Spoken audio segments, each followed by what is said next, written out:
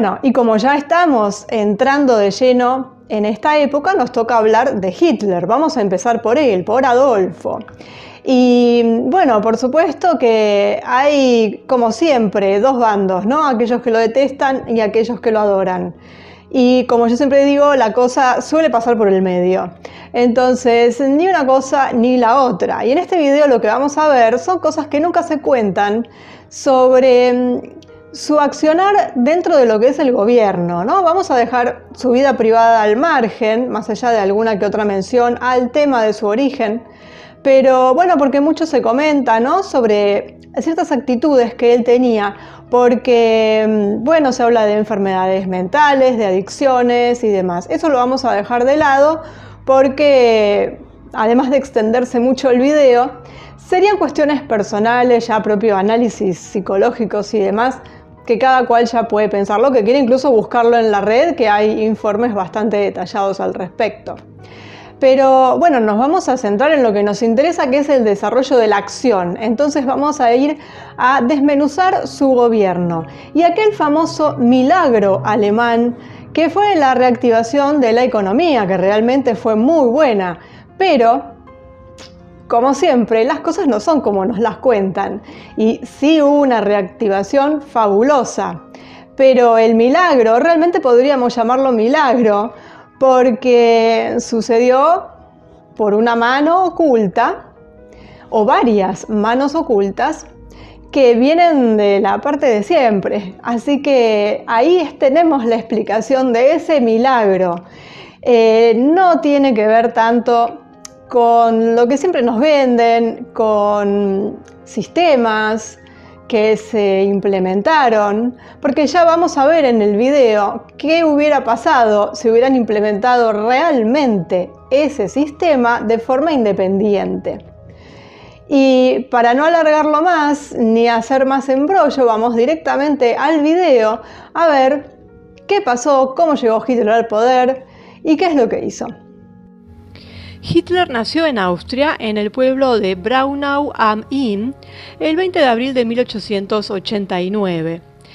Su padre era un empleado de aduanas austríaco y su madre era una ama de casa.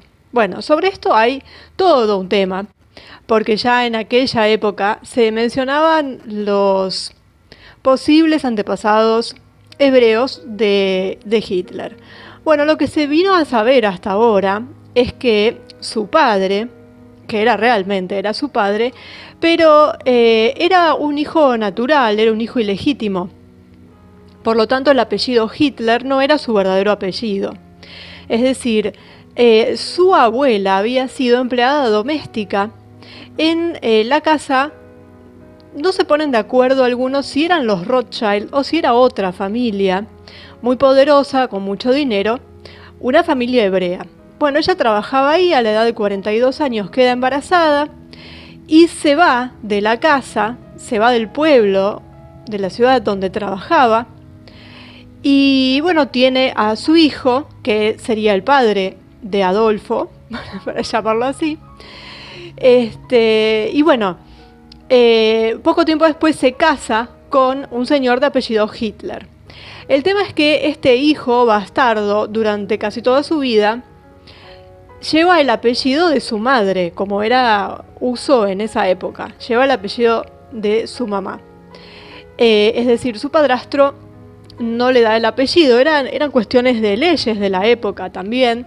Y además había un tema que era lo siguiente. El verdadero padre de Alois, que así se llamaba, este chico, quien fuera el padre de Adolfo, le pasaba una especie de manutención a la madre por este hijo. Y entonces tampoco querían ponerle el apellido Hitler porque, bueno, pasaría a ser hijo de este señor y entonces podían retirarle esta especie de mesada que le daban. Eso es lo que cuentan, ¿no? Lo que cuentan gente que es pariente hoy en día de la familia, es decir, son miembros de la familia. Bueno, pues la cuestión es que de todas formas este señor Hitler muere y es decir, el que se casa con esta señora, con la abuela de Adolfo, bueno, muere, y también más o menos al mismo tiempo, por ahí, fallece el verdadero padre de Alois, y él recibe una suma de dinero. Y ahí es cuando él se cambia el apellido a Hitler. Parece que lo que, según cuentan, es que fue una imposición para recibir el dinero, para así quitar toda relación, digamos, entre él y su verdadero padre, porque todos sabían que esta señora había sido la empleada doméstica y, bueno, como siempre, estas cosas se saben, ¿no? Que se había ido embarazada del dueño de casa, y conocían el apellido, y como él estaba llevando el apellido de su madre, entonces le piden que se lo cambie y que utilice el apellido del padrastro. Y así es como, bueno, de quien vamos a hablar ahora, Adolfo Hitler, tiene este apellido, que en realidad no sería un apellido que le corresponda de sangre. Bueno, entonces esta sería así como su mini historia familiar, que es lo que se cuenta dentro de la propia familia. Algunos está este dilema, ¿no?, de si era Rothschild o no, pero la cuestión es que sí eran hebreos. Bueno, entonces, después de la escuela secundaria, Adolfo es inscrito por su padre o por su padrastro en la Realschule de Linz, donde, bueno, ahí hay unos profesores que lo influencian en el pensamiento, y además hay muchas asociaciones en esa época en boga, que, bueno, empieza toda una movida sobre el racismo, el antisemitismo, y también sobre la cultura germánica.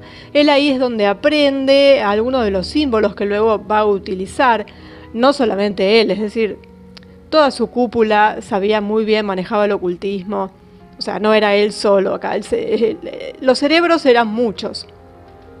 Pero acá estamos hablando de un joven Hitler que recién está con sus estudios. La cuestión es que él nunca llega a graduarse, y cuando cumple 18 años es incluso descartado en una visita militar al ejército austrohúngaro. Cuando él se quiere enlistar, es rechazado. Y además, bueno, no termina la escuela. Decían que no era muy inteligente en un punto, que no tiene nada que ver con lo que haya hecho después o no, porque lo que hizo después no tiene que ver con la inteligencia, tiene que ver con, sobre todo, su capacidad para la oratoria, porque lo que es el gobierno de su régimen estaba llevado a cabo por mucha gente muy inteligente, y él estaba ahí porque realmente movía a las masas. Ese era su don, digamos, el don de la oratoria. Bueno, este pueblo en donde él nace era un pueblo fronterizo y que siempre estuvo en disputa, y los habitantes de este pueblo siempre sintieron cierto rencor con respecto a su propio país, a Austria, porque no les daban la debida atención desde Viena, se sentían más alemanes que austríacos, y bueno, él tenía también este tema. Y entonces él quiere renunciar a la ciudadanía austríaca para solicitar la alemana, que se le niega, y así acaba siendo declarado apátrida y sin hogar. Y él tenía más interés en entrar al ejército alemán que al ejército austríaco. Sin embargo, bueno, fue a enlistarse al austríaco y lo rechazaron. Bueno, en el año 14, cuando empieza la guerra, la primera guerra, Alemania le declara la guerra a Rusia, y Hitler pidió oficialmente ser reclutado en el ejército alemán. La respuesta enseguida llegó porque, bueno, a pesar de su posición social como paria que era en ese momento, porque además había vivido como vagabundo en un punto en Austria, él había querido estudiar pintura, dedicarse a la pintura, también a la arquitectura, pero fue rechazado en todos lados. Y con la pintura no tuvo suerte, a pesar de que no pintaba mal. Si uno ve los cuadros, no están tan mal. Y es muy llamativo que tenía, bueno, la misma afición que Churchill, ¿no?, que era pintar. Bueno, finalmente entonces cuando él pide entrar al ejército alemán, lo aceptan en el cuerpo de infantería, a pesar de todas sus condiciones, porque evidentemente empezaba la guerra y se necesitaban hombres. Así que no, esto no era ningún logro en particular. Bueno, durante esta Primera Guerra Mundial, entonces, él como corredor de relevos se distinguió por tener bastante disciplina y se le otorgaron 2 medallas al valor, fue herido 3 veces en un periodo de 4 años y al final la guerra obtuvo el grado de cabo. Muchos cuentan que, bueno, no era muy adepto a andar en las trincheras ni nada, se lo veía siempre bastante lejos del asunto. De hecho, si bien fue un asesino, pasó a la historia como un asesino, no el número 1 porque ese es Stalin, pero bueno, tiene lo suyo obviamente, pero él personalmente nunca pegó un tiro, o sea, era muy bueno para dar órdenes, pero a la hora de tener que ponerse frente a otro soldado o lo que fuera, no le gustaba. Así que pidió enlistarse en el ejército, pero bueno, eran otras épocas también. Y trató siempre de evitar estar realmente en el frente, o en la primera línea del frente. Bueno, Alemania es derrotada y Hitler entra en la más absoluta desesperación y al regresar a Múnich permanece en el ejército donde se le encomiendan tareas civiles y tiene que asistir a algunos mítines de partidos extremistas, informar a las autoridades lo que escucha, es una especie de espía del ejército. Bueno, gracias a estos deberes como confidente, podríamos decir, porque no era oficialmente un espía, entra en contacto con los partidos y especialmente con el Partido de los Trabajadores Alemanes. Y participa en varias reuniones. Y ahí es donde empieza, bueno, a tener cierta inclinación por este partido porque deja de hacer informes sobre este partido. Él tenía que hacer informes para entregar a los militares. Bueno, durante una de estas reuniones, en lugar de escuchar, se pone de pie y da un discurso, que recibe mucha aprobación y al cabo de unos meses es incluido en la junta del partido. A fines del año 19 se va del ejército y se dedica exclusivamente a la política en este partido de los trabajadores y al cabo de un año se convierte en su líder. Y esto es lo que nunca cierra, ¿no? Porque por más capaz que cualquiera pueda ser, llegar a ese lugar hay que pasar por varias cabezas. Primero, hay que pisar muchas cabezas porque siempre hay gente delante de uno que llegaron primero o que incluso son mejores o no, pero bueno, no es que no había nadie en ese partido. Así que eso es lo que siempre, tanto en él como en otros líderes, hace sospechar que esto no es así como nos cuentan. Es decir, se necesita una especie de padrino, alguien que permita que cualquiera sea la persona llegue a ser el líder de un partido en tan poco tiempo, por más capacitado que esté, porque ya sabemos que esto no tiene que ver con la capacidad, sino con los hilos que se toquen, las conexiones que uno tenga. Entonces, evidentemente llega a ser el líder del partido en menos de un año porque alguien lo ayuda. No sabemos quién, cada cual podrá pensar en quién se le ocurra. Pero bueno, esto de que llegó así de la nada, no me parece que corra para nadie. Bueno, y ahí empieza su carrera política. Y la verdad es que tenemos que ver una mano oculta detrás porque tuvo una carrera política, digamos que brillante, en el sentido de que no paró de crecer, tanto que llega a ser el Führer, el canciller de Alemania. Y esto en muy poco tiempo. Entonces, bueno, alguien había detrás. En febrero del año 20, es decir, estamos hablando de un año, cambió el nombre del Partido de los Trabajadores Alemanes a Partido Nacional Socialista Obrero Alemán. Es decir, bueno, abreviado el partido nazi. Y estableciendo que el símbolo del partido será la esvástica y que los miembros deben saludarse con el saludo romano. Bueno, entonces el recién nacido partido nazi era un pequeño partido hasta ese momento, extremista, que hacía una fuerte retórica contra los comunistas, los capitalistas, los socialistas y los judíos. Y dada la situación económica de la posguerra en Alemania, como vimos por el Tratado de Versalles, en las condiciones en que queda Alemania por todo lo que se le pide, esa deuda gigantesca que le quedó, este partido nazi, gracias a esta política, digamos, de así tan feroz, digamos, contra todo lo que esté del otro lado, logró obtener un amplio consenso entre la población, que estaba muy descontenta y que estaba exasperada por la crisis económica. Pensemos que la inflación que tenían era una cosa aberrante. En menos de un año, en pocos meses, hay cifras que van desde, por ejemplo, creo que era el pan que salía 250 marcos y llega a valer más de 1.000 millones, algo así, menos de un año.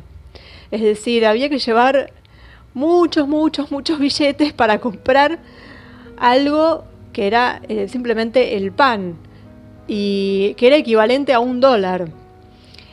Y además, bueno, se emitían billetes justamente y esto hacía la inflación más grande y la deuda cada vez era más grande y las fábricas cerraban, la poca gente que tenía trabajo se quedaba sin trabajo. Bueno, imaginemos la situación de la gente, de la población. Además había mucha violencia entre los partidos, había asesinatos políticos, había mucha inseguridad. Es decir, todo lo malo que se les puede ocurrir estaba sucediendo en ese momento en Alemania. Entonces, cualquiera que viniera con una promesa o que fuera algo distinto a lo que había, que, digamos, era incluso esta república, esta democracia que recién surgía, no estaba dando muestras de funcionar muy bien. Entonces ellos también criticaban a esta república recién nacida y claro, la gente se sentía representada en un punto porque veían que la cosa, en vez de mejorar, cada vez empeoraba más. Entonces los apoyaron. De todas formas, por un tiempo este partido, el partido nazi, sigue siendo un partido pequeño y con pocos afiliados. Bueno, mientras tanto, muchos soldados lo recuerdan y Hitler comienza a hacer acuerdos con excompañeros y oficiales del ejército, decepcionados por haber perdido la guerra, y organiza con ellos en el año 24, es decir, estamos hablando que habían pasado menos de 4 años, organiza un golpe de Estado, que ante la falta de preparación fracasa, obviamente. Al intento de golpe se le dio el nombre de Putsch de Múnich y durante el juicio Hitler utilizó las audiencias para hacer propaganda para el partido nazi. Aunque, bueno, fue condenado a 5 años de prisión, Hitler había logrado su objetivo, es decir, había logrado dar a conocer a su pequeño partido en toda Alemania, gracias a la prensa que siguió el juicio. Sin saberlo, había ganado muchos admiradores y extrañamente fue liberado después de cumplir solo 9 meses de prisión. Otra vez estamos ante esto de que es raro, ¿no? Entonces, parece que alguien había detrás. Es lo primero que uno puede pensar. Esto, si no, es muy raro, sin explicación. Que alguien que intenta un golpe de Estado y le dan 5 años, a los 9 meses sale sin mucha explicación. Bueno, es raro. Bueno, en estos 9 meses que él estuvo en prisión, escribió el famoso libro Mein Kampf, que tiene pocas ventas, pero que llama la atención de muchos soldados y especialmente de la asociación Thule o de la sociedad Thule, quienes durante años habían predicado el antisemitismo de forma semisecreta, porque era una sociedad secreta, digamos, de estas que, bueno, son secretas pero no tanto, como ya vimos en muchísimos videos. El fundador de esta sociedad Thule era Dietrich Eckart, que era un político, dramaturgo, periodista, bávaro. No hay que olvidar de dónde vienen los Illuminati. Y él decidió ser el mentor de Hitler a partir de ese momento, porque seguramente él ya tenía un mentor. Si no, no hubiera llegado hasta ahí. Pero bueno, a partir de ese momento es como que se blanquea de alguna forma o pasa a ser él el nuevo mentor. Le encontró un hogar en Múnich, lo presentó ante la sociedad y a las personas que más importaban, y los dos se dieron cuenta de que el antisemitismo no traía muchos votos y por lo tanto volvieron todos los ataques del partido nazi contra la recién formada República de Weimar. Una jugada que fue decisiva para las elecciones del año 30, en las que el partido nazi ganó el 18% de las preferencias y obtuvo 107 escaños en el Parlamento, convirtiendo al desconocido o hasta el momento desconocido partido nazi en el segundo partido más votado en Alemania. En el año 32 se programaron elecciones presidenciales y Hitler compitió solo contra Hindenburg, el presidente en el cargo, obteniendo el 35% de los votos en 2 rondas electorales. Una demostración de fuerza que obligó a Hindenburg a disolver el Parlamento y convocar nuevas elecciones con la esperanza de frenar al partido nazi, pero ya era demasiado tarde porque el partido nazi ya era el primer partido en Alemania y solo un año después, el 30 de enero del año 33, Hitler fue nombrado canciller por el propio Hindenburg. Así, Hitler se convierte en el Führer de Alemania. Y bueno, a partir de ahí empieza lo que se llamaría su etapa de dictador.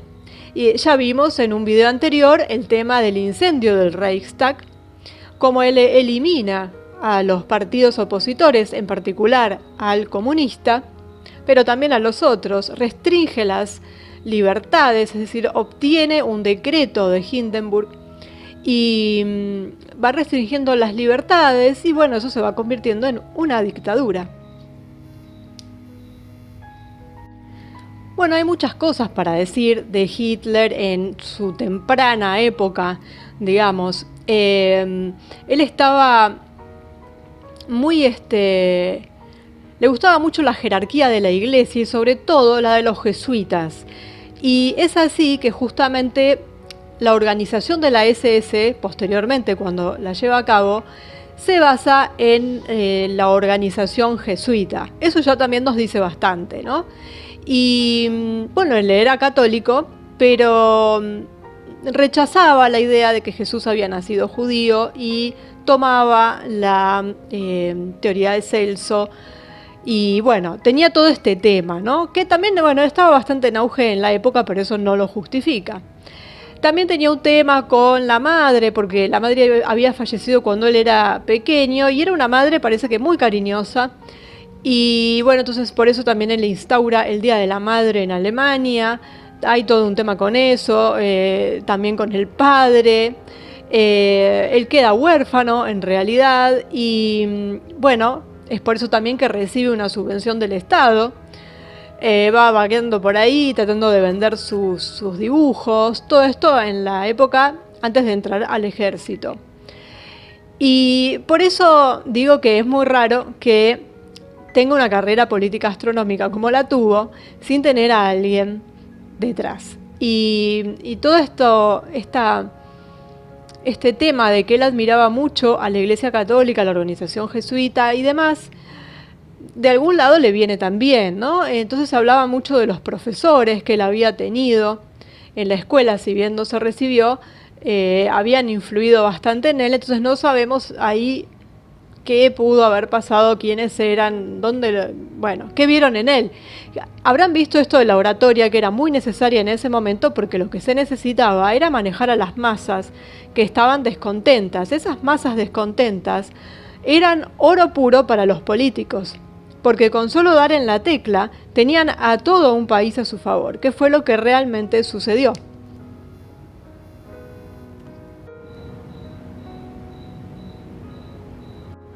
Bueno, entonces en el año 33, aprovechando el incendio del Reichstag, como estábamos diciendo, atribuido a los comunistas, o bueno, es la versión que se dio, se promulgaron entonces las primeras leyes destinadas a eliminar las libertades civiles y toda forma de oposición política, mientras que tras la disolución del Parlamento y las nuevas elecciones del momento, que atribuyeron para los nazis la mayoría, también gracias al terror desatado por las milicias paramilitares del partido, el 23 de marzo Hitler recibió plenos poderes,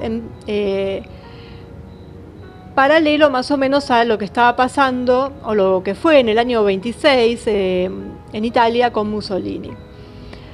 Bueno, el 26 de abril del año 33 nació la Gestapo, que era la policía secreta, que bueno, realmente dio paso en todo el país a terribles actos de represión.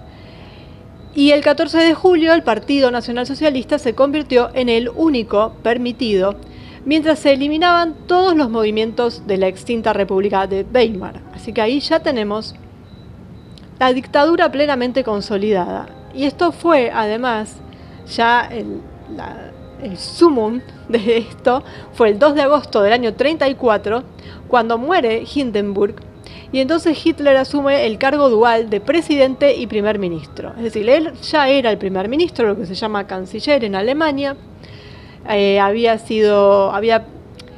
formado gobierno a pedido de Hindenburg, y Hindenburg era el presidente. Él, al morir, Hitler se queda con su cargo y con el de Hindenburg. Bueno, y unos 2 meses antes de esto, el 30 de junio, en la llamada Noche de los Cuchillos Largos, por orden del Führer, la SS de Himmler habían masacrado en un ajuste de cuentas a Röhm y a los líderes de su grupo, sospechoso de conspiración para dañar el poder central.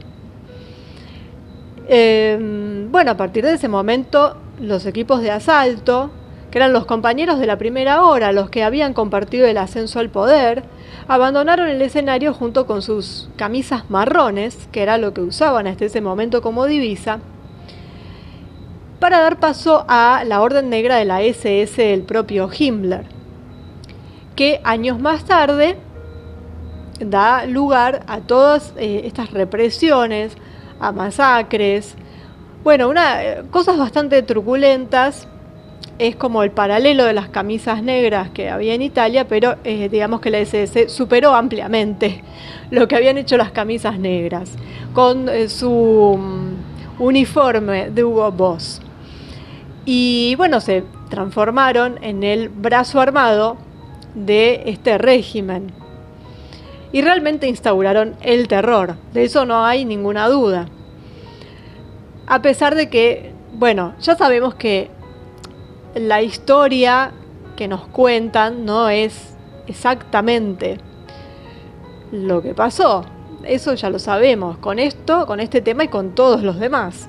Entonces hay muchas cosas que están exageradas, hay muchas cosas que se han agregado, pero nada surge desde una base inexistente. Es decir, todas estas cosas pasaron. Y lo que se puede decir es que hay muchas cosas que por interés de cierto sector se ha visto inflado, sobre todo los números. Y no solamente por un sector que ya sabemos, ¿no?, que tiene que ver con esto de los números en particular, pero también tenemos a la camarilla detrás, que también tiene su interés en hacernos ver las cosas de distinto modo, pero no para poner a este régimen en un lugar, digamos, exacerbar todo lo que tenga que ver con este régimen para que después vengamos a decir que en realidad no era así, que eran víctimas, en absoluto. La camarilla está detrás de esto, ha financiado a este régimen, lo vamos a ver en próximos videos, desde familias de banqueros, las de siempre, las que estaban en Estados Unidos y en Inglaterra, y lo que quieren siempre es fomentar la división, que haya dos bandos, la gente dividida entre esos bandos, peleándose entre ella, que esto es lo básico, ellos sacando rédito porque financian a ambas partes de la contienda, que en definitiva son lo mismo, porque lo que hacen es las dos partes, es decir, en este caso tenemos al eje y a los aliados, en lo que sería la Segunda Guerra Mundial, en realidad estaban en tratativas siempre, por izquierda, por detrás, siempre estaban en tratativas. Winston Churchill estaba siempre escribiéndose con Mussolini, con Hitler.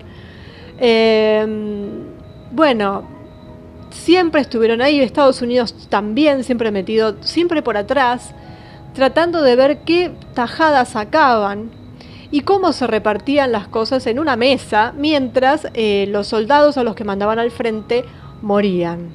Y la gente moría también. Los que no morían por efectos directos de la guerra en bombardeos morían de hambre. Entonces, realmente son detestables ambos bandos, con sus titiriteros que están más arriba de todo. Porque nosotros vemos unas caras, pero los que manejan todo están arriba. Eso ya lo sabemos todos de sobra y lo hicieron siempre. Así que esta no va a ser la excepción. Así que, bueno, si bien tenemos una historia totalmente distorsionada, está distorsionada para beneficio de esa camarilla. Lo que no quita que, bueno, la cosa no sea ni tan negra ni tan blanca, que esté en un gris, un poquito más oscuro, un poquito más blanco, según con qué lente se lo mire. Pero eso de estar en los extremos y de ponerse a defender extremos no es bueno para nadie, porque no es real en un punto. Y estamos haciendo el juego a esta gente, que es lo que ellos quieran, ¿no? Entonces, los líderes nazis comenzaron con mucha perseverancia a implementar su política antisemita, que ya sabemos, ya lo vimos en otro video, con qué tenía que ver.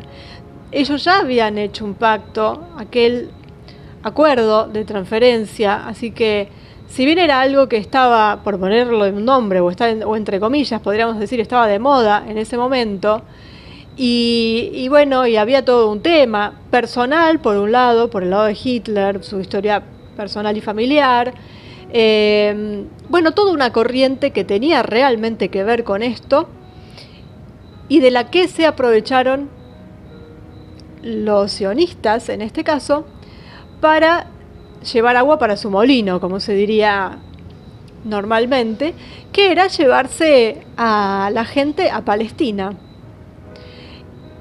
que en definitiva, cuando terminó la guerra, obtuvieron lo que quisieron, que fue un estado.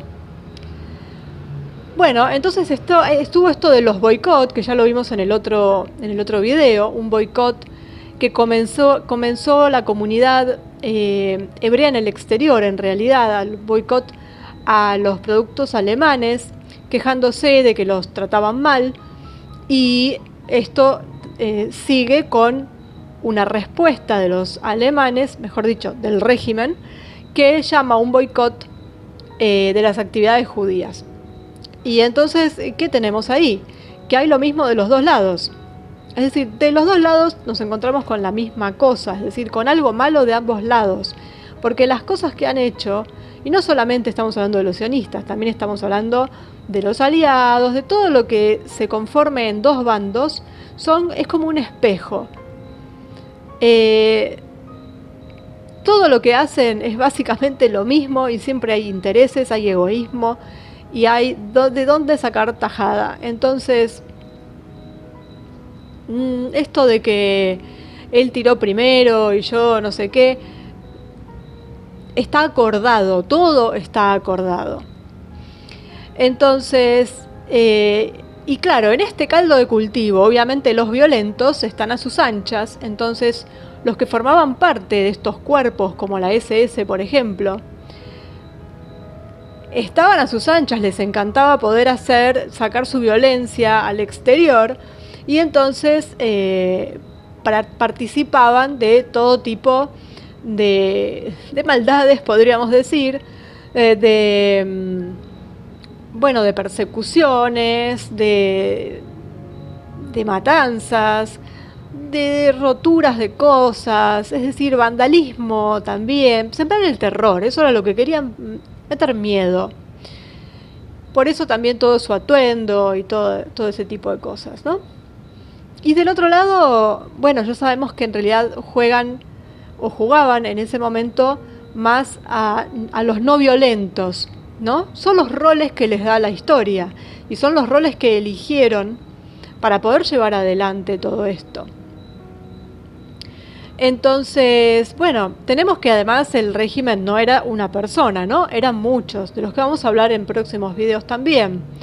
Y entonces ahí tenemos a Himmler, tenemos a Goebbels y todo su tema con la eugenesia.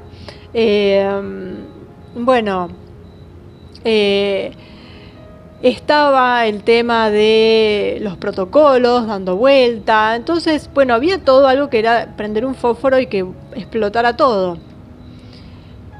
Y todo eso buscado, en realidad.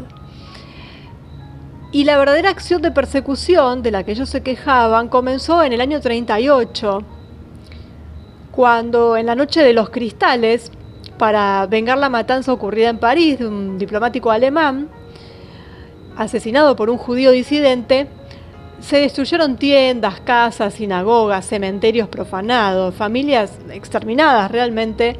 Entonces ahí realmente es la fecha en la que se puede hablar de una verdadera persecución masiva y de hechos realmente aberrantes. Ellos lo venían diciendo desde mucho antes de la guerra, es decir, había una narración que se hizo en el año 30, empezó, como lo vimos en el otro video, cuando todavía esto no era así, es decir, algún loquito había sentimientos antisemitas, pero no había persecuciones de la índole que ellos decían. Después de, cuando sí las hubo, utilizaron la misma narrativa, ni siquiera la cambiaron. Entonces lo que tenemos que pensar es que esto estaba preconcebido. Siempre hablamos de una agenda.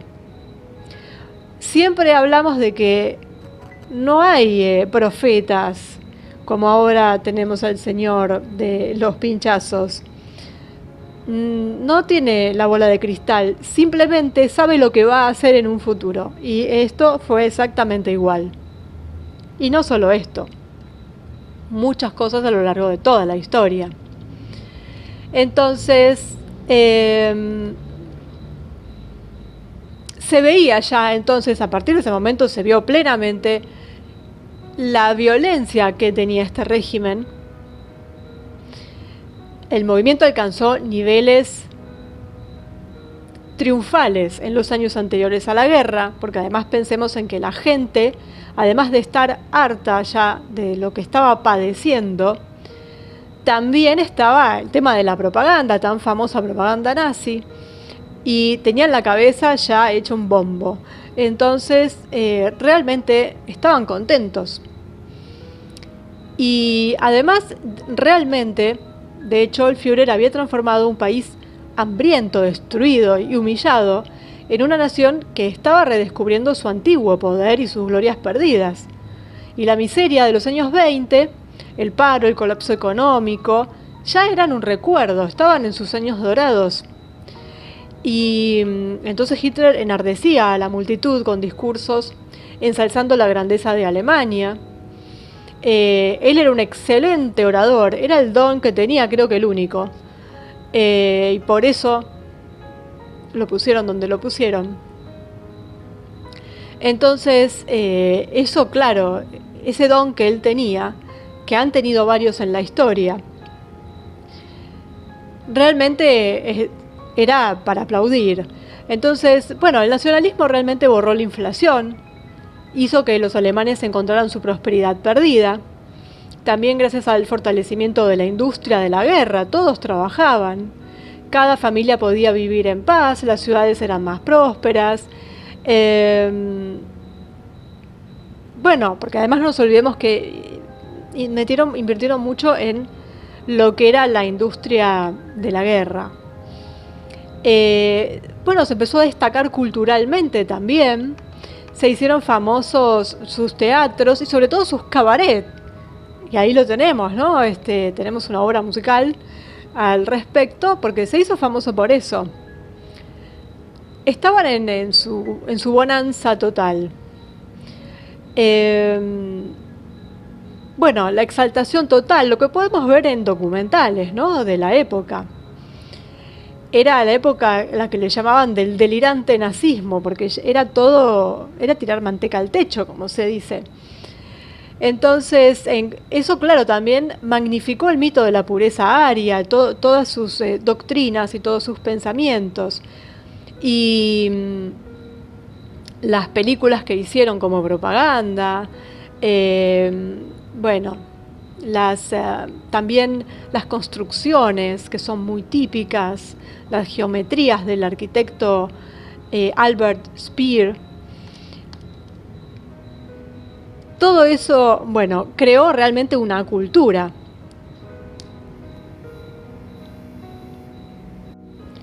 Bueno, ¿y cómo es que se produce este milagro alemán? Bueno,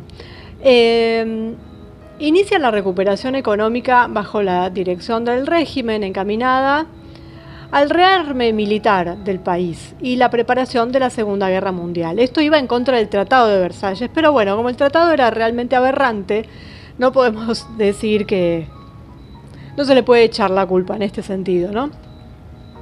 Para implementar estos proyectos en el campo económico, Hitler, que despreciaba la ciencia económica, confió la dirección de las políticas a Hjalmar Sachs, el economista alemán judío que no pertenecía al Partido Nacional Socialista y que sí pertenecía a la camarilla, podríamos decirlo así, porque, bueno, ya lo mencionamos en otros videos y está en la lista junto con los de siempre. Y bueno, él implementó una política estatista similar a la que existía en Estados Unidos con el New Deal, promulgado por el presidente Franklin Delano Roosevelt.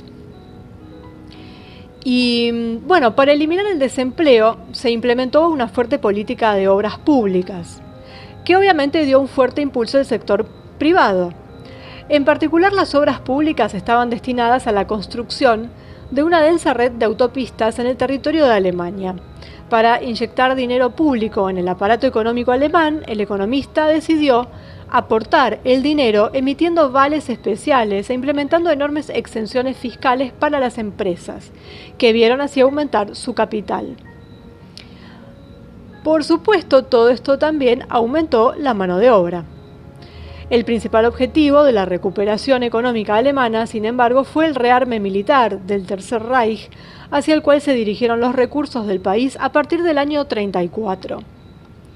Las empresas privadas, incluida la famosa empresa siderúrgica Krupp, fueron dirigidas por el ejército y el régimen para implementar políticas económicas enfocadas en fortalecer el aparato de guerra. Schatz, para completar lo que le había dicho el Führer, inmediatamente se puso a trabajar para preparar económicamente al país para soportar el peso de la guerra. Para los alemanes, a pesar de todo, era un hábito. Entre los siglos XVIII y XIX, el gobierno prusiano gastó 5/7 de sus recursos económicos y financieros en la reorganización del ejército, y toda la economía fue un instrumento destinado a la política militar. Ya sabemos por qué. Bueno, Hitler, en la Ley de Defensa Secreta de mayo del 1935, nombra a Schacht como general plenipotenciario para la economía de guerra, con la siguiente orden: dirigir los preparativos económicos para la guerra. El rearme secreto de la Alemania nazi violó abiertamente el Tratado de Versalles del año 19 y por lo tanto el gobierno nazi como Schacht tuvieron que actuar con bastante cautela para evitar que las potencias occidentales, en particular Francia y Gran Bretaña, se dieran cuenta del rearme entre comillas, porque estas son cosas que se hacen porque alguien se las permite, porque el secreto no existe, porque para eso están los servicios secretos. Y teniendo a este señor, además, como ministro, no podemos pensar que nadie lo sabía, así que simplemente pensar que simplemente se lo permitieron. Bueno, como señaló el Führer, se podrían utilizar los depósitos bancarios y los activos confiscados a la comunidad judía alemana. El viejo economista también utilizó otros métodos. El molde del billete alemán fue su principal prestidigitación económica, digamos. Muchos economistas extranjeros, de hecho, se dieron cuenta de que la moneda alemana, el marco, en ciertos periodos tenía casi 237 valores diferentes. Así, Sachs logró ratificar acuerdos comerciales enfocados a los intercambios monetarios altamente ventajosos para el país, demostrando una política sencilla que sorprendió a los economistas, incluidos los más ortodoxos. Cuanto más se endeudaba con un país, más conveniente se ratificaron acuerdos con ellos. Otro milagro o truco fue la creación de crédito en una Alemania que carecía totalmente de él y que además no tenía reservas. Así Sachs creó los MEFO, que eran bonos garantizados por el Estado, emitidos por el Reichsbank, que era el Banco Central alemán, que se utilizaban para pagar las industrias de guerra. Pero la novedad fue que estos bonos no aparecían en los balances de las empresas, de los bancos, o incluso en los del Reichsbank. Además, ni siquiera estaban presentes en el presupuesto estatal alemán. De 1935 a 1938 se utilizaron para mantener en secreto el rearme y pagar a las industrias militares que estaban metidas en esto. En el periodo del año 35 al 38, los MEFO alcanzaron un valor de casi 12.000 millones de marcos. Ni de los bancos, ni siquiera de los del Reichsbank. Además, ni siquiera estaban presentes en el presupuesto estatal alemán. Entonces, eran todos trucos que estaban haciendo. Que está bien, en un punto, bueno, tenían que relanzar la economía. Pero estas son cosas que no se hacen solos. Es decir, los bancos están interconectados, las familias están interconectadas. Entonces, esto del secreto, muy difícil. Bueno, en el 36 lo reemplazan a Sachs, lo reemplazan por Hermann Göring. Y sabía lo mismo de economía que Hitler. Pero, bueno, después de haber puesto en marcha el plan cuatrienal, pasó definitivamente a una economía de guerra. Y el objetivo principal era hacer que Alemania fuera autosuficiente en 4 años a partir de materias primas importadas. Esto se hizo para evitar las repercusiones de un posible embargo económico. Luego de introducir controles de precios y salarios y reducir los dividendos al 6%, se construyeron grandes plantas industriales para la producción de caucho sintético, textiles, combustibles y otros derivados a partir de materias primas. Eso lo vamos a ver en el video sobre la IG Farben, más adelante. Esto del caucho y, bueno, qué se les daba a cambio, cuáles fueron las transacciones que hubo entre ambas partes, o sea, entre el gobierno y entre la empresa judía, con capitales también provenientes de Wall Street. Bueno, finalmente Berlín creó la acería gigante Hermann Göring para extraer acero de los minerales pobres de Alemania. Es decir, los grandes empresarios y las grandes corporaciones, a pesar de sus crecientes beneficios, se transformaron en meras ruedas de un gran engranaje de la máquina económica. Thyssen y Krupp monopolizaron el sector de la industria siderúrgica alemana. Como resultado, las dos empresas, como todo el sector de la industria pesada alemana, se sometieron a las directivas económicas de Berlín. Uno de los principales financistas del Partido Nacional Socialista fue Fritz Thyssen, el dueño de las industrias de su familia del mismo nombre. Un papel que lamentó porque tuvo que huir a Francia, donde fue capturado por los alemanes tras la invasión del año 40. El régimen nazi fortaleció aún más los grandes conglomerados de la industria alemana. Estas industrias, que fueron las principales beneficiarias del rearme, registraron un fuerte aumento de sus ganancias, que alcanzaron el 6,5% en el año 38, superando las directivas estatales que limitaban los dividendos al 6%. De hecho, la ley obligaba a las empresas a comprar, en teoría, bonos del Estado, evitando así la confiscación por parte del Estado. Sin embargo, las empresas hicieron lo contrario, reinvirtieron la mayor parte en la gestión empresarial. Las ganancias corporativas aumentaron exponencialmente de 175 millones de marcos en el año 32 a 5.000 millones en el año 38.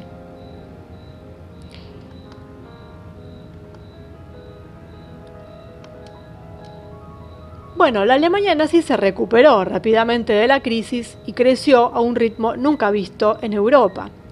De los 6 millones de parados que había en el año 32, a menos de 1 millón 4 años después. La producción nacional del 32 al 37 creció un 102%, mientras que la renta nacional se duplicó. En el año 35, un espectador de la época vio al Tercer Reich como una gran colmena donde todos tenían una tarea. Pero este crecimiento masivo tuvo terribles consecuencias para los trabajadores. De hecho, el régimen de Hitler había colocado a los trabajadores industriales bajo un régimen militar, con el apoyo de los empresarios. Se liquidaron demandas irrazonables, aumentos salariales, se disolvieron las representaciones sindicales y no se produjeron huelgas hasta el colapso del régimen después de la Segunda Guerra Mundial. Y ahí es donde surge también el tema de las relaciones entre los grandes grupos industriales estadounidenses y la Alemania nazi. Más allá del dinero que además habían aportado los sionistas, como vimos en otro video. Bueno, básicamente hay dos razones por las que además nunca se cuenta esto, obviamente, ¿no? ¿Cómo va a haber grupos industriales estadounidenses soportando el partido nazi? Entonces eso nunca se habla de este tema. Entonces, pero esto es fundamental en la historia. Las finanzas y las grandes empresas estadounidenses fueron las que permitieron a Alemania recuperarse de la crisis socioeconómica en la que se encontraba, debido a todo lo que ya hablamos, la paralización infligida por el pacto. Es decir, nadie se levanta si no se lo permiten. Es lo que veníamos diciendo hace un rato. Es decir, si se pudo levantar de semejante manera, es porque los que están arriba de todo se lo permitieron e incluso lo ayudaron. Y acá están, ¿no? Porque ¿a dónde se trasladaron? ¿Dónde estaban los grandes bancos? Estados Unidos e Inglaterra. Al igual que las multinacionales. Y precisamente el apoyo económico y financiero de Estados Unidos fue lo que le permitió a Hitler armarse. Y que incluso cuando estalló la Segunda Guerra Mundial, las grandes empresas estadounidenses continuaron haciendo negocios con la Alemania nazi en la medida en que pudo mantener su aparato de guerra. Y esto también lo confirman las palabras del presidente Roosevelt, que en un discurso pronunciado en Washington en el año 41 afirmó: la tendencia general de nuestra gran producción industrial no debe verse obstaculizada por el comportamiento egoísta de un grupo peligroso de empresarios que solo piensan en obtener beneficios excepcionales, siguen cuidando su negocio como si nada. Bueno, lo de siempre, financiar a ambos bandos. En 1941, 553 empresas estadounidenses seguían prosperando en Alemania, incluidas Standard Oil, General Motors, Ford, IBM, Kodak, Coca-Cola. Estas empresas mantuvieron intensas relaciones comerciales con los nazis, mientras que los ejecutivos de los 4 grandes gigantes estadounidenses, Standard Oil, General Motors, Ford y la IBM, y sus filiales alemanas, podrían incluso ser considerados amigos de Hitler. Sin embargo, de hecho, el Führer no habría podido hacer su guerra. Bueno, en la década del 30 Standard Oil era el gigante petrolero más grande de Estados Unidos, estamos hablando de la empresa de Rockefeller. El poderoso grupo se convertiría luego en la ESO y llevó a cabo su política económica en todo el mundo sin distinguir entre regímenes democráticos y dictaduras. No importaba, su objetivo era crear un monopolio. Standard Oil era parte del imperio Rockefeller y su sede estaba en Nueva York. Bueno, el presidente de Standard Oil era el gerente Walter Clark Teagle. Teagle contribuyó significativamente al desarrollo industrial de la Alemania nazi, tanto antes como durante la Segunda Guerra Mundial, incluso a través de su participación en la empresa química alemana IG Farben. Eso va a tener un video aparte porque tiene mucha tela para cortar el tema de la IG Farben, porque trata sobre química y farmacéutica. Bueno, a la cabeza del grupo químico de la IG Farben este grupo competía con la Standard Oil y en la IG Farben estaba otro ejecutivo sin escrúpulos que era Hermann Schmitz.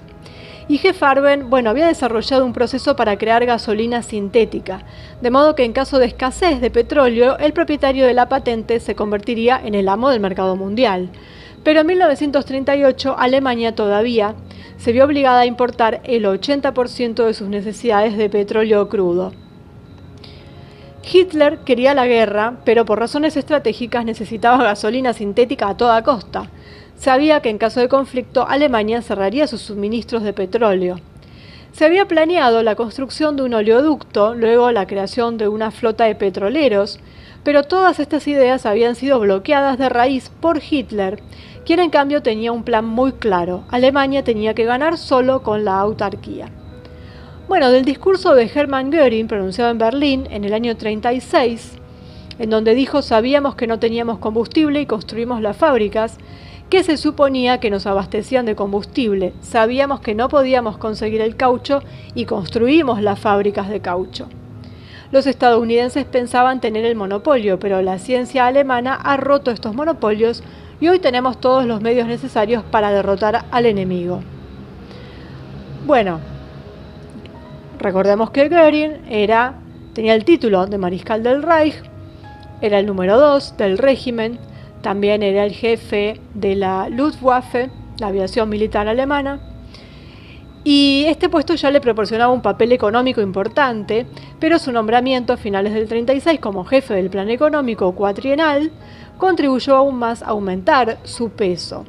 Entonces, Göring también contaba con una densa red de relaciones públicas internacionales con figuras económicas de alto perfil. Pero el poderoso comandante subestimó un elemento fundamental, y que era el tetraetilo de plomo, que es un aditivo de la gasolina, sin el cual los motores supercomprimidos de la aviación militar alemana no podían despegar, y Hitler necesitaba una aviación preparada y eficiente para llevar a cabo sus planes de conquista en el este. Así fue como Göring invitó a los ejecutivos de la IG Farben para ponerse en contacto con amigos estadounidenses. De hecho, Standard Oil fue el primer productor de tetraetilo de plomo del mundo. Los alemanes necesitaban el conocimiento del Standard Oil para la costosa producción del nuevo combustible sintético. El acuerdo entre Standard Oil e IG Farben se hizo en poco tiempo. Walter Clark Teagle y Hermann Schmidt completaron rápidamente la construcción en Alemania de 2 plantas para la producción de tetraetilo de plomo. Pero en julio del año 38 la producción todavía era insuficiente. Un suministro rápido y directo podría haberlo hecho a salvo de eventos imprevistos peligrosos. La sucursal de Standard Oil en Londres entregó inmediatamente a los nazis el antidetonante de $20 millones. En ese momento Hitler pudo proceder con la anexión de los Sudets y preparar el ataque a Checoslovaquia. Poco antes de la invasión de Polonia, la filial británica de Standard Oil entregó más tetraetilo de plomo por valor de $15 millones. Durante la batalla de Inglaterra, los primeros bombardeos aéreos de Londres fueron posibles gracias a la disponibilidad y uso de este compuesto químico que ellos mismos le vendieron. Para su guerra Hitler necesitaba del petróleo, pero en Alemania la producción de combustible sintético solo cubría la mitad de la necesidad. Entonces, una vez más, fue necesario contar con la ayuda de amigos industriales en Estados Unidos. Bueno, Standard Oil poseía casi la mitad de los derechos de los campos petroleros rumanos de Ploesti, la fuente de petróleo crudo más importante en esos años para Alemania. En el archivo militar de Friburgo se recopilan cartas y documentos que atestiguan que los nazis necesitaban urgentemente petróleo pesado y brillante. Solo Estados Unidos pudo proporcionarles este material crucial para la realización de la guerra. E incluso durante la guerra, las compañías estadounidenses proporcionaron a Alemania suficientes acciones para satisfacer sus necesidades.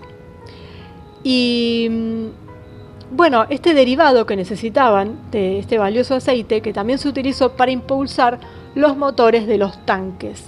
Todo esto fue proporcionado por Estados Unidos, por las empresas norteamericanas. Por lo tanto, el Tercer Reich siguió necesitando gasolina y diésel estadounidenses. Los barcos de los amigos estadounidenses de Hitler escondían petróleo en el Mar Caribe, y los petroleros que los transportaban generalmente ondeaban la bandera panameña. Pero en el Océano Atlántico los buques de guerra británicos estaban estacionados tratando a través del bloqueo naval de cortar los suministros de petróleo destinados a Hitler. Bueno, el comandante supremo de la Armada Alemana, el almirante Karl Dönitz, logró obtener un préstamo de $500.000. El diésel era un combustible muy caro y Hitler quería dominar el Atlántico con sus submarinos. Las entregas del diésel se realizaron con la ayuda de industriales estadounidenses de Standard Oil y sobre todo de Texaco, de Torkild Rieber, gerente de origen noruego y amigo de confianza de Hitler. Rieber también tenía relaciones con los servicios secretos alemanes y los informantes del Reich emitieron juicios halagadores sobre él, tanto que fue definido como un verdadero partidario de Alemania y un sincero admirador de Hitler.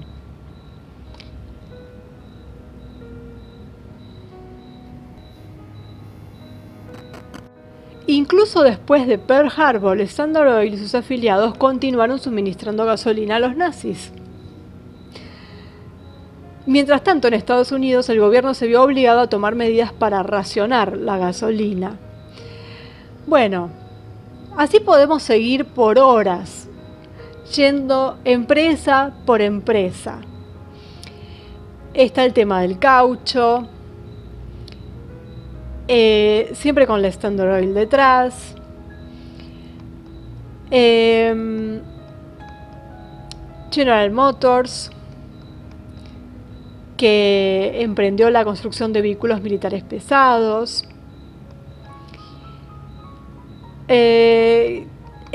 Habría que hacer un video por cada una de estas empresas. Lo importante a saber es que estas empresas norteamericanas suministraban sus productos, digamos, y también sus materias primas a la Alemania nazi. Entonces, ¿dónde están los bandos? ¿Dónde está el milagro alemán? El milagro lo hicieron entre todos. Entonces, también estaba el tema del trueque, porque se había instaurado esto de que, bueno, como para no pagar con billetes, con marcos en billetes, pagaban el crudo con mercadería. Esto para la Standard Oil. A Argentina se le pagaban los granos también con mercadería que producía Alemania o materia prima. Entonces el sistema del trueque está muy bien implementado, pero siempre fue haciendo negocio con los que estaban en el exterior y con quienes le hacían la guerra, supuestamente, con sus enemigos. Y esto de que les paguen en especias, porque en realidad es eso, ¿a quién se lo van a permitir normalmente? Empresas como la Standard Oil. ¿Van a aceptar como pago algo, un elemento que no sea dinero o metales? Yo no creo que a un país que no les importe mucho les permitan eso, pero se les ríen en la cara. En cambio ellos se los permitieron. ¿Por qué? Porque estaban haciendo negocio, porque eran los que estaban detrás de todo esto. Si no, hubiera sido imposible. Imaginémonos, no sé, a un país como Vietnam, por ejemplo, queriéndole pagar en especias a la Standard Oil porque su moneda no vale nada. Pero la Standard Oil lo bombardea directamente. Entonces, bueno, se reactivó la economía y me alegro por los alemanes que vivían en ese momento allí y que pudieron llevar una mejor vida. Pero no nos engañemos, si se pudo hacer fue porque se los permitieron. Y además de permitírselo, porque les convenía. Así que hay que dejarse de fábulas. Y la realidad es una. La economía se reactivó. Es cierto, los alemanes pasaron a tener una mejor vida porque venían de tener una vida pésima. Eso es cierto. Pero ¿cómo se llegó a eso? ¿Nos vamos a creer el cuento de que implementaron una teoría que era muy buena en la teoría y que si se llevaba a cabo también era muy buena, pero que nadie hubiera permitido que eso pasara? Porque nadie hubiera permitido, es decir, por nadie estoy hablando de la camarilla no hubiera permitido que un país saliera adelante sin su consentimiento. Entonces, si llevaron eso a cabo, o una parte de eso lo llevaron a cabo, fue con la luz verde de ellos. Y además, con la inversión que ellos hicieron, y con los negocios que ellos hicieron, con la venta de sus productos y demás. Entonces, bueno, para no hacerlo más largo, porque creo que esto queda claro, y al que no le queda claro es porque está cegado por el fanatismo, así tenemos como Alemania llegó a lo que llegó y pudo hacer la guerra que hizo, que llevó adelante, junto con todos los demás, con los del otro bando y con los de su bando.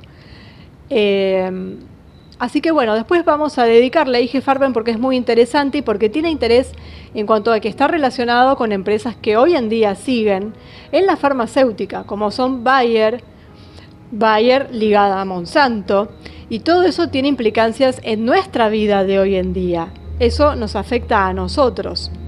Entonces, lo de IG Farben va a tener su propio video y después nos vamos a meter con cosas más interesantes en algún punto, como son las sociedades secretas, como la Abril, como la Thule, que tienen su parte raro y esotérico. Bueno, como siempre, todo una gran mentira, todo, sobre todo lo que tiene que ver con esta época de la historia, no hay nada para rescatar, de ningún bando, de nadie que escriba nada. Hay que buscar mucho, pero se encuentran estos datos están en la red, los puede buscar cualquiera.